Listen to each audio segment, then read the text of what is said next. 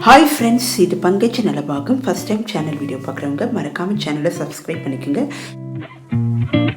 இன்றைக்கி lunch மெனுக்கு 2 side dish பண்ணியிருக்கோம். ஒன்று வந்து குலோப் ஜாமுன் மிக்ஸில் செய்த கோஃப்தா கிரேவி.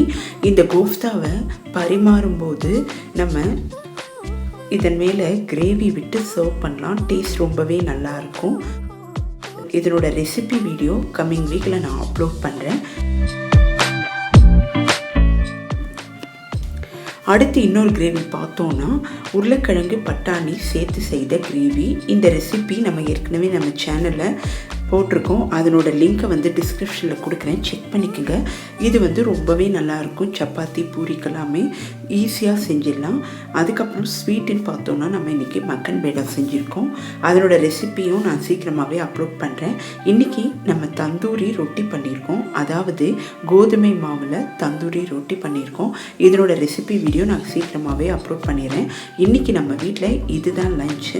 இந்த வீடியோ பிடிச்சிருந்தால் லைக் பண்ணுங்கள், மறக்காமல் சேனலை சப்ஸ்கிரைப் பண்ணுங்கள். இன்னொரு வீடியோவில் உங்களை மீட் பண்ணுறேன். பாய்.